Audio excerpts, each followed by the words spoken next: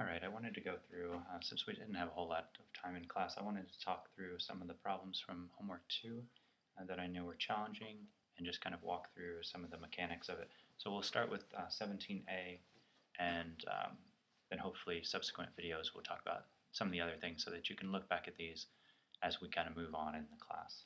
Hopefully this coming week will be a little easier. So in 17a we have a 5-foot pole, we have a 10-foot pole, we have 20 feet in between them and some wire coming down and connecting to the ground, and we're going to assume that the wires are pulled tight.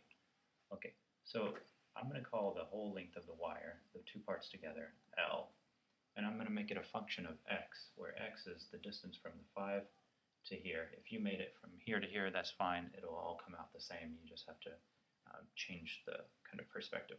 So then this length on this side is going to be 20 minus x, because we had the 20 full length, we took off the x, so we have 20 minus x.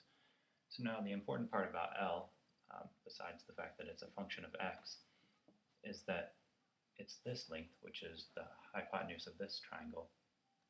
So that's the square root of x squared plus 5 squared, which we'll just say 25.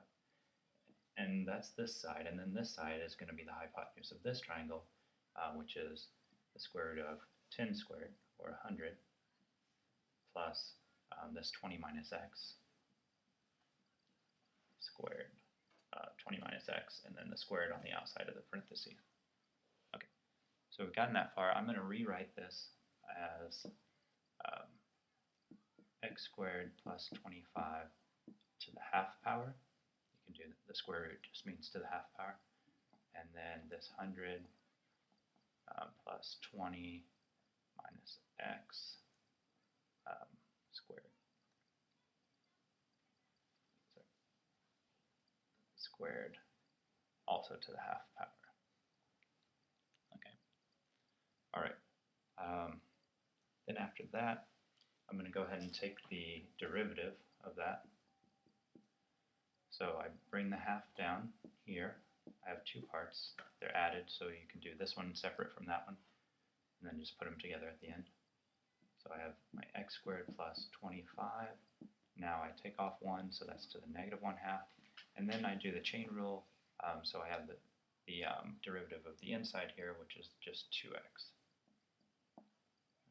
And then I'm going to run out of space, so I'm going to do this down here. And plus, same thing, I've got a half. Then I've got the inside, the 100 plus 20 minus x squared, now to the negative 1/2. And then I have this inside part, which, so I can rewrite this. Let me talk through this. So I'm squaring this binomial, so that's 400 minus, it's this to this and this to this again, so that'd be minus 40x, and then plus x squared. Okay, so then I also have this extra 100, so that 400 moves to 500. So when I take the derivative of this, I'm looking at the derivative of this right here. So that's 2x minus 40. So I have a 2x minus 40 here. Okay, so that's my derivative, and of course I'm setting that equal to 0 to find where the tangent is horizontal. So that's going to be my optimal point. In this case, a minimum. I want my minimum length. Okay, so from there I'm going to rewrite this a little more simple. So my 2 here and my half here cancel, so I've got an x on top, and then I've got now my x squared plus 25, all that to the 1/2, it's positive 1/2 now, and then on the other side, or for the other piece, I have some canceling here. I have a half and I have this 2x minus 40, so I'm going to make that an x minus 20, and then all over this part on the bottom, x squared minus 40x plus 500 all to the 1/2 power. Okay, good. So now, now it's kind of algebraic, but we can do a few things. So I'm going to go ahead and I'll write one more step here, and then we'll move on. Okay. So what I can do with this, since I know it's equal to 0, is I'm going to move 1 over, and then I'm going to kind of multiply the denominators across. So when since this is equal to 0, let me just take that out. Since that's equal to 0, that's the same thing as if I move this over, then if I move that to the left side, for example, it becomes negative, and it's equal here. Okay, so I moved one piece over to the other side of the equation. Now I'm going to multiply by the denominators.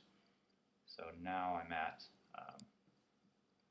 x equals, and this negative can move to either side, it doesn't matter. So here I'm at x equals x squared minus 40x plus 500 all to the 1/2 equals, now my other side, x minus 20 times this part over here, x squared plus 25 to the 1/2. Okay, so now that we're here, I'm going to erase this so we can move on doing some more algebra to simplify this and solve. Really, the algebra part of it is maybe the hardest part, I think, in this case. Okay. So from here, what I'm going to do actually at this point is to get rid of these halves, I'm just going to square both sides. So if I square both sides, square that, what happens is the squaring goes to each one. So if I had AB squared, remember that's the same as A squared, it's B squared. So this x gets squared, so x squared. And then this thing in here gets squared, but it's to the 1/2 power. So now that's just x squared minus 40x plus 500 now to the 1, which is just itself. And same thing over here. I have my x minus 20 now squared, and then I have my x squared plus 25 now to a full power. All right, good. So after that, we can multiply this through. So I've got x to the 4th minus 40x to the 3rd plus 500 x squared. Okay, over here, remember this was the same thing that we had, except that's a 400 now. So I'm going to kind of go through that piece, right?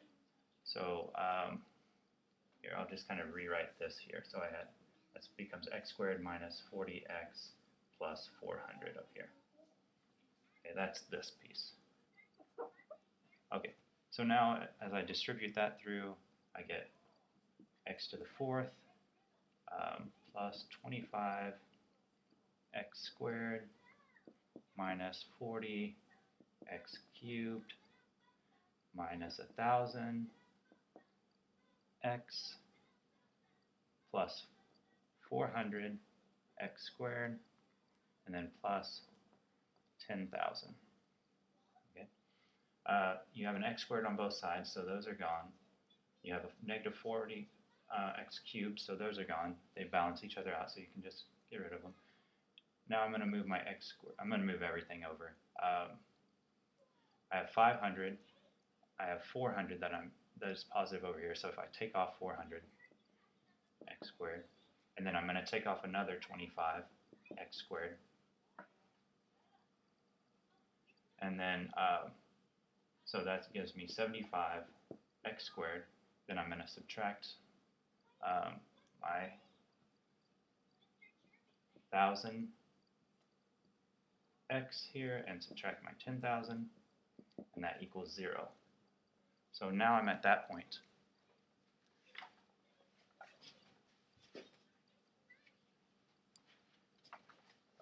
And then, so I can take out a 3 here, actually. So I take out a 3, and I get 25x squared minus 40x minus 400 equals, okay,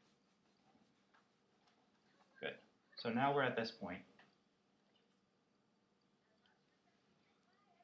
and that doesn't matter because we can divide that out from the 0.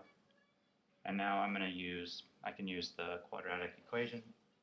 I'm sorry, I wrote it backwards. I pulled out a 25, and so I have 3 left. So I actually pulled out a 25 there. Okay, so now I have negative 40 as my b. Sorry, these are positives because I moved them over. Sorry, positive and negative as I moved them over. Okay, so I have 40 plus or minus square root. So one thing we can know is it's just going to be the plus, because if we do the minus, we're going to get a negative number, and we're dealing with the real world, so we only have positives.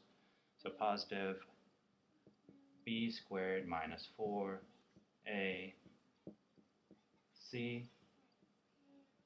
that's negative 400, all over 2a.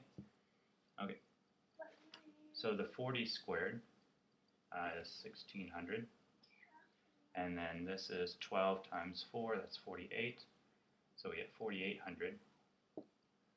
Add those together, we get 6400, and that's being square rooted. So the square root of that is 80. So now we're at negative 40 plus 80 over 2 times 3. So we get 40 over 6, which reduces to 20 thirds. And that's what we're looking at. I think this was in terms of meters. These were 20 meters. And remember, our x was close to the 5. 20 meters. And that was the 10. And so our answer is 20 thirds meters from the 5 meter pole. Okay? And hopefully that's helpful.